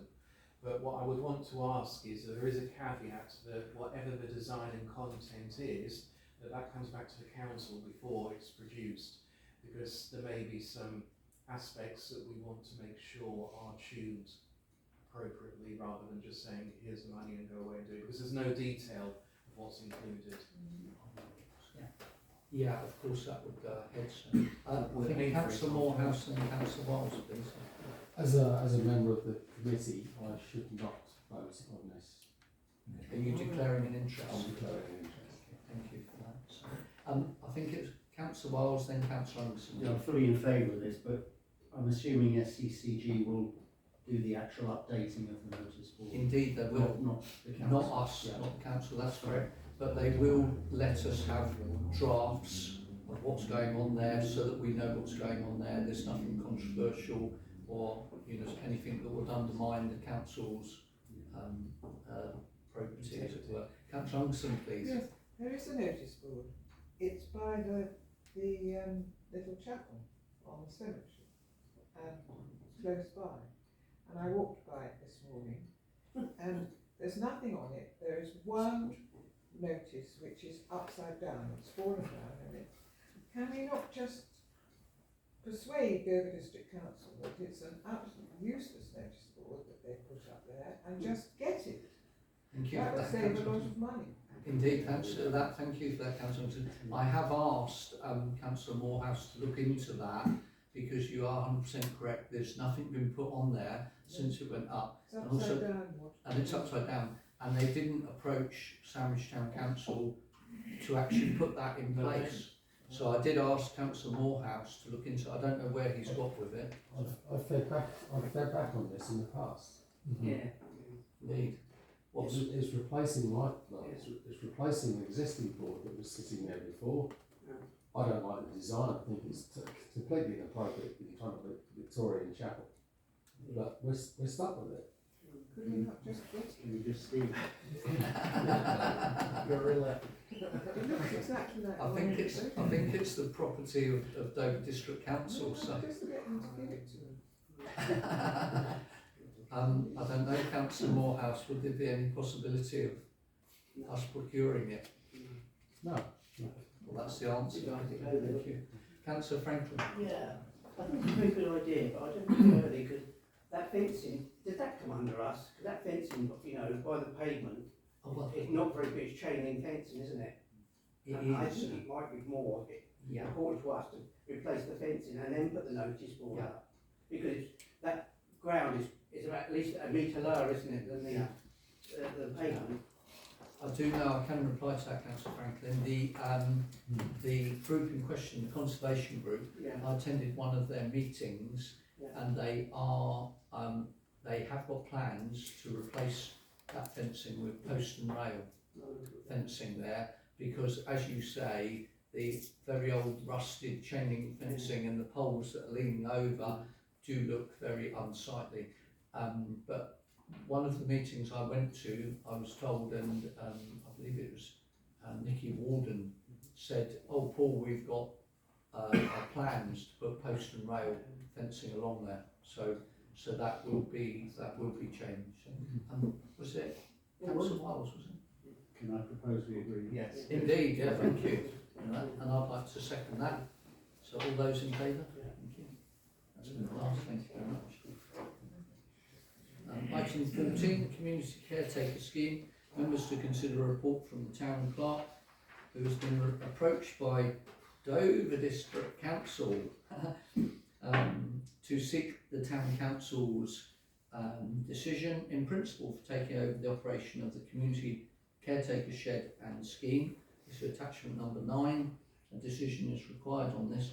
I just wanted to say personally myself that I would like to see this go ahead, because currently, as far as I know, it's in the hands of a very small minority who occasionally post things on Facebook and say when they're doing things. So I wanted to, in the past, when I've wanted to do work in town, weeding or cutting back, cycling from Stonecross Leys to the town with a pair of shears on the front of my bicycle is not a very good option. So to have somewhere where we would have access, where we could go and pick up the tools and get on with work in the town, I think would be totally ideal. And I believe this Dover District Council are going to give us some money to Yes, so they said there's some remaining budget in the scheme, and so they're proposing that there'll be a payment of £450 will be provided to help with keeping the upkeep and obviously buying of any new equipment. And I think that is superb. Councillor Tuker now. So I was just picking up on the point you made at the start of the meeting, which is about the coming year to be looking outwards. Indeed. And I think this is the best example of something we can do in terms of community effort. I think I was going to propose that if both myself and Councillor Wiles could be nominated to work with the Town Clerk to engage with DDC, because first of all, I've got the projects along the town trail that I'm already speaking to DDC about and how they might help us. So I think that could drop into this effort. I think also myself and Councillor Wiles have done a number of clearing type activities over this year with the help of others around this room and others outside this room. So I think we would probably be the best people on point to work with the Town Park and DDC on this. But it's not just about a shed, there's a lot of stuff involved in it, so I don't want to underestimate, there's a process around it, health and safety aspects of using other people, and all those things will have to be factored in. Exactly, thank you very much. That's a very sound decision to make. I think that's most suitable, and I think there should be the availability for any councillors or family or friends thereof to have the ability to access that community, to undertake community work as and when they can. So for instance, Councillor Morehouse and myself have in the past, with yourself, Councillor Duca, gone and cleaned up all sorts of areas, and for instance, I have great humility of watching Councillor Duca holding on to the person of Councillor Morehouse whilst he was trying to get a traffic bollard out of the river over at the Butts. Now, I think we should have, for health and safety standards, devices which we can fish things out of the river and the Butts so that people don't wade in or fall in or things like that. And we should have high visibility vests so that people understand what we're undertaking. So I think that's a very good thing, and I would be happy to propose the two of you. Go ahead. Councillor Black next, and then Councillor Anderson. What sort of equipment is in there? Who's looking after it? Is it sharpened and maintained? And has anybody had a look at how good it is? If you haven't got all these things, are we getting sort of a few problems? I have no idea what's in that shed. I haven't used it. Indeed. And the other quick point is that the suggestion that access to it was restricted in the past. How do we change that? Are we going to control the access? Indeed, there will be. Yeah, yes, but DDC shouldn't be restricting access to it, anyone to it. we would have a key lodged with the caretaker and the two designated members of staff, so that anybody that wanted to undertake any work could sign out the key and then go and undertake some work. So if after work in the summer I feel like coming in, doing a bit of weeding, I could go to the caretaker, sign out the key. I haven't seen inside it, there are tools in there. I couldn't tell you how sharp they are or how correct they are, but that is one of the risks we take. It is a very low risk that we may have to replace a rake or a pair of shears, but these are very low costs, and we do have £450. They're not power tools, though. No. Oh no, no. Okay, No. it's purely manual. No like power big tools. shovels. Yeah, and there's no electricity in there anyway. So, Councillor Anderson next. I'm very keen on this. I think this would be an excellent idea. However, I'm a bit worried about it being called a community shed. Because it'll be muddled up with the community shed that is in development, and we built it at the Jubilee Centre.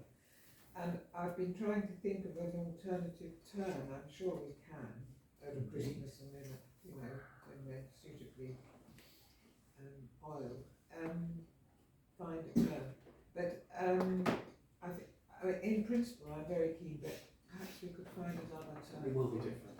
Because shed now, the term shed now has a specific meaning, because it comes out of the men's shed movement, and which is where the community shed, the Jubilee Centre, is sort of located. Indeed. So we need to find another term. Indeed, we can do that after. We can do that thereafter. It will be changed. Indeed, and I think it would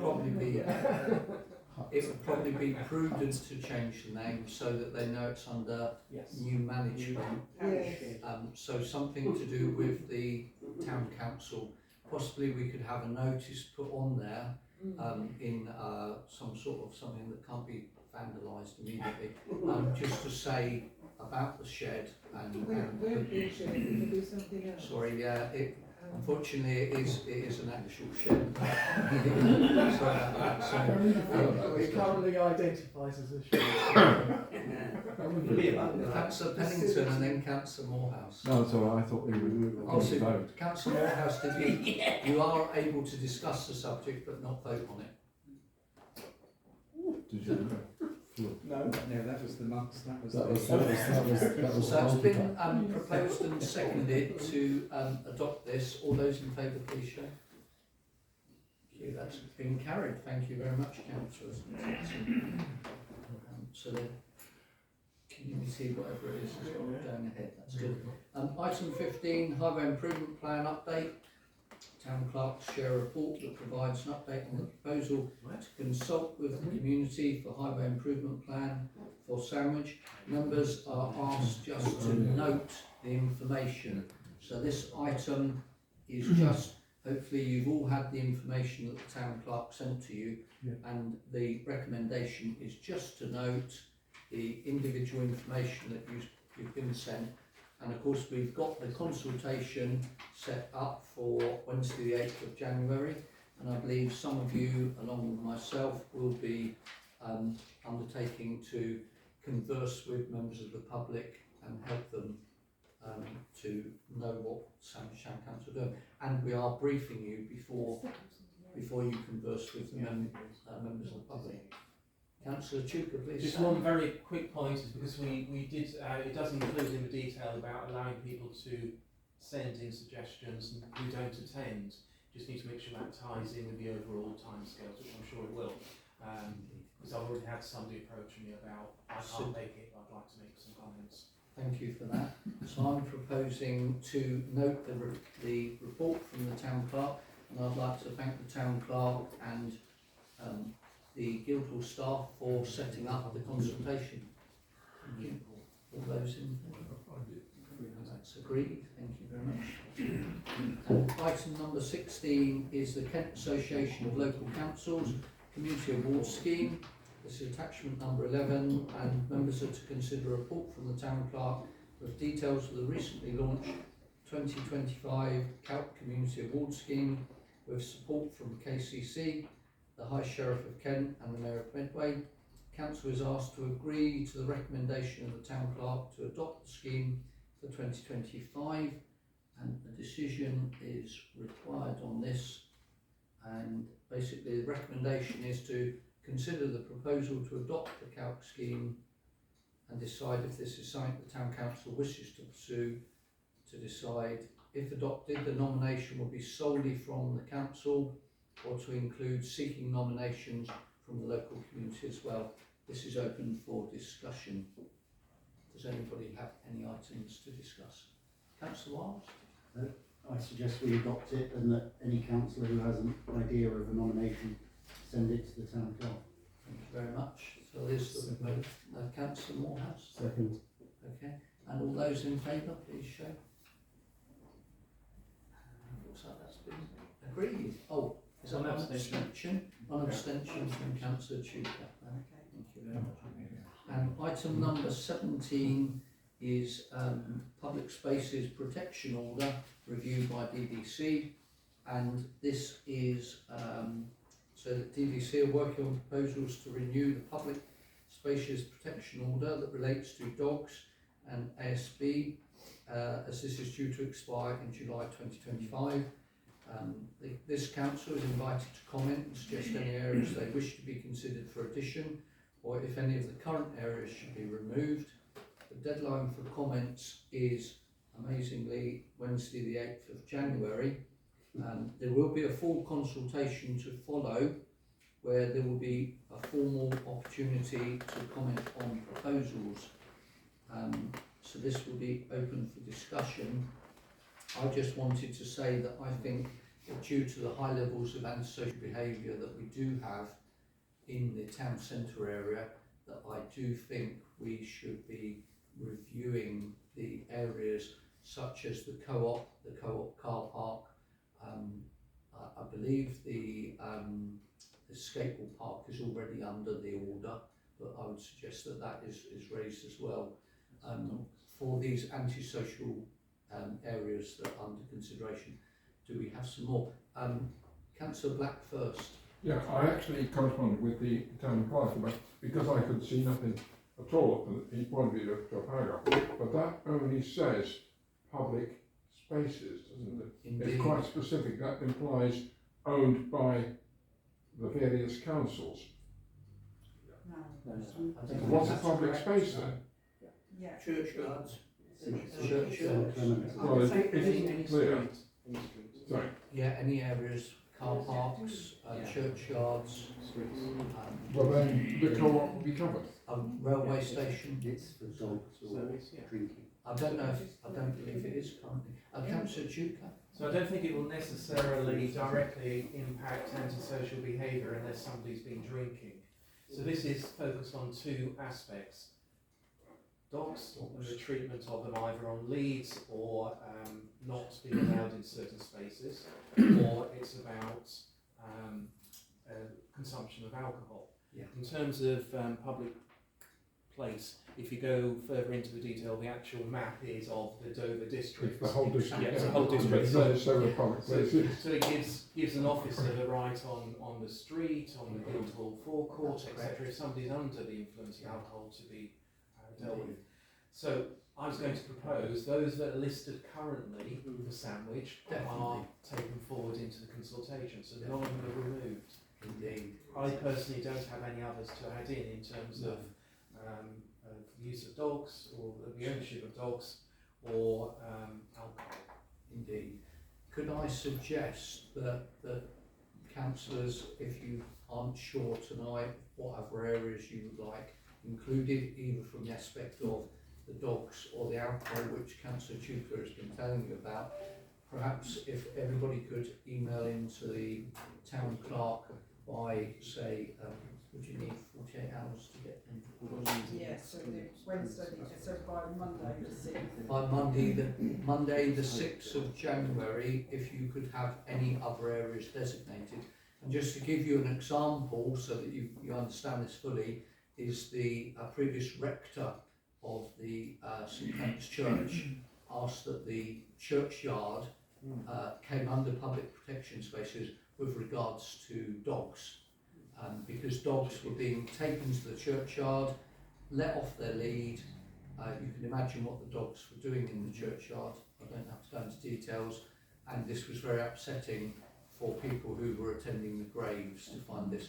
So now St Clement's churchyard is a public area that is protected by these orders, in particular for dogs and bicycles. Councillor Ripley. Yeah, I know that Gaze and Salts are very concerned about this aspect. That, you know, in come July, it's not renewed or everything. So I think it's really important that we do give all our backing to this. Indeed, we can make a note of that. Thank you for that suggestion. Oh, Councillor Franklin and Councillor If you go along the road, it's just past the public house, there's an old wall. There's a poster with a notice on it, says that about no alcohol, and that's that little car park just there. Oh, thank you very much for that. So indeed, that's great. Councillor Fortescue and then Councillor Mallet. I would like to ask if a particular piece of land is a public space or not. Namely, the land between Strand Street and the river opposite St Mary's Arts Centre. As councillors may know, this land has been cleared. I had assumed that it was publicly owned, but I have absolutely no idea who is in fact the owner of the land. I believe it's in private ownership, but I'll bring Councillor Cllr to. It's only a couple of doors down. It is privately owned. And you know that there's been some clearing going on this week, and DDC planning enforcement are making contact or have made contact with the owner regards some of the issues of what's happened this week. But obviously, Councillor Fortescue, if any planning application were to come in, Dover District Council would have to notify Sandwich Town Council of any particular change to that piece of land, if anything of a permanent nature was going to be erected or placed on there. So currently they could put a temporary building or structure on there, but they would need planning permission if they were to say build a property or something like that. They can't cut down trees, can they? Well, they can actually. They can unless they've got TPOs on them. So again, that is one of the issues that has been flagged up, and it will be dealt with appropriately, hopefully. But some trees have been removed. You can cut down a tree, but it's whether you've broken any rules along the way. Unless they've actually got TPOs on where they're registered with Dover District Council, they can cut trees down. Sorry, that's not correct. Oh, isn't it? It's any tree larger than 75 millimetres diameter. There's a fine of up to £20,000 for removing without permission within a conservation area. Because I did raise that with Dover District Council when Fellowship Walk. Exactly. And in fact, I did go onto the site, and some of the trees were quite mature trees, and Dover District Council said they would let that slide. So the law may be there for trees larger than 75 centimetres, but it's down to Dover District Council to actually enforce the law, and in previous cases they have not. Anyway, Councillor Mallet. It's just to clarify with the public spaces protection order that where it exists already, and I'm thinking of months walking dogs, that we don't have to remind Indeed. Clerk, yes. Indeed, I believe the clerk will be putting forward that the existing spaces, as was raised earlier, will go ahead as is, and then anybody that gets in touch with the town clerk by the 6th of January with an additional area, and even if it duplicates it, it will be sent forward, because we need to make sure that we get all the areas that we wish to be covered by these orders. So to make sure that they are. So don't worry if you're duplicating something that's already on the list. It's sent through to Dover District Council, will be checked.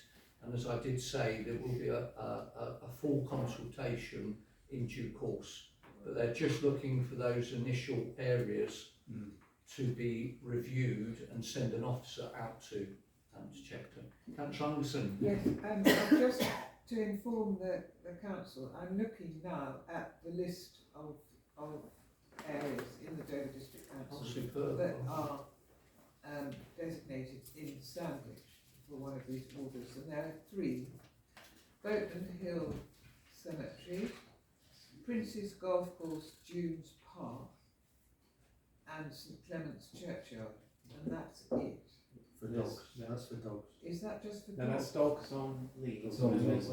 there's another 3 right at the bottom. Oh, sorry, I withdraw my comment.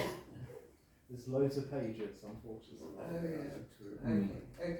I'll take it all back. Thank you very much, Councillor Anderson, for Oh, yeah. detailing that. That's excellent there. So as Councillor Anderson said, the details are online on Dover District Council, or the Town Clerk can advise if you need them. So with that, I'd like to recommend that we take that forward, that the Town Clerk takes forward the current places, public protection spaces, and that any future ones put forward by members of this council by the 6th of January are taken forward to Dover District Council. Did I have a seconder for that? Councillor Franklin, thank you. All those in favour? Thank you. And that's unanimous, thank you. That's been carried as well. And then item number 18 is date of the next full council meeting is Monday the 27th of January 2025 at 7 p.m. And it just leaves me to say 2 things. One thing is at the Mayor's discretion there is some refreshments within the Mayor's parlour, to which you're all welcome. And the second thing that I'd just like to say to you is I hope you have a very peaceful and relaxing Christmas with yourself and your families. Thank you very much. And I close the meeting. Yeah, Martin, that's his name.